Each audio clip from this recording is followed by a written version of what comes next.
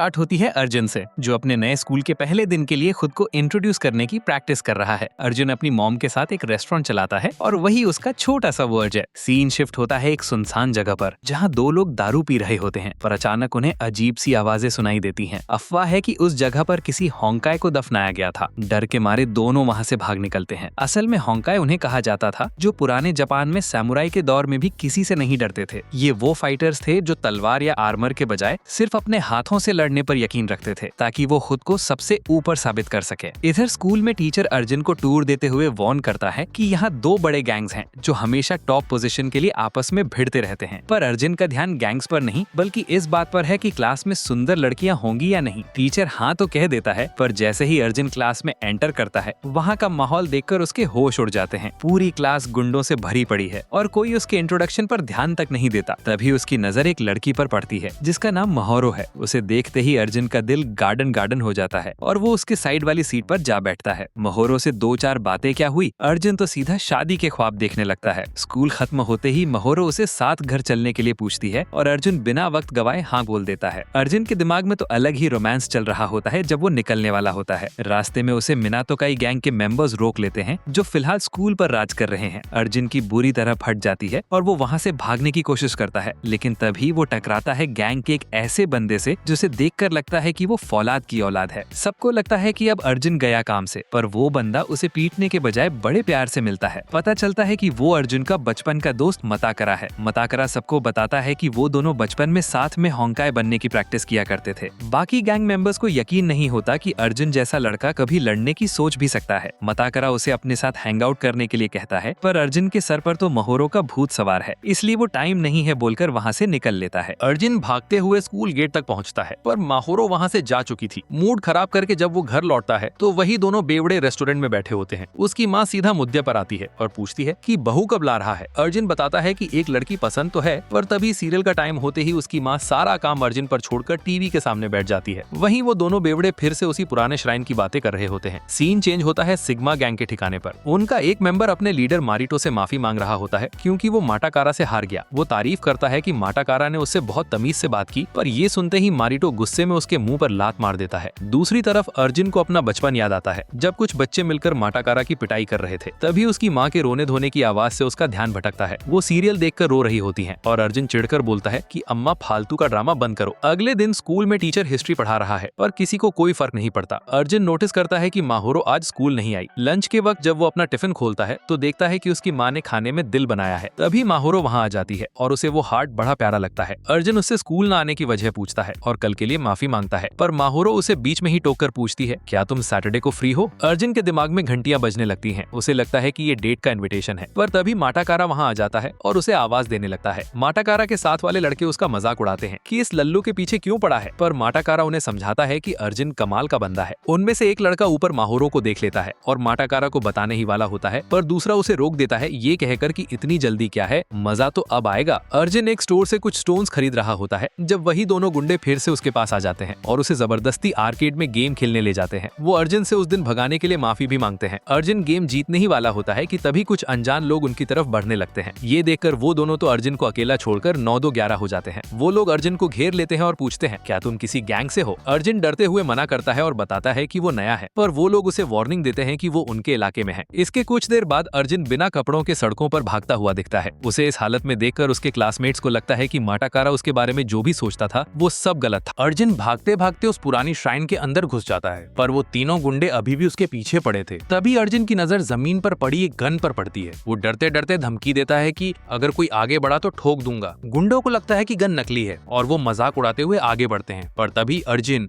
गोली चला देता है। गोली इधर उधर टकराकर सीधा अर्जुन के ही माथे पर जा लगती है। ये देखकर वो तीनों डर के मारे वहाँ से निकल लेते हैं। जब अर्जुन को होश आता है तो वो गोली उसके मत्थे पर चिपकी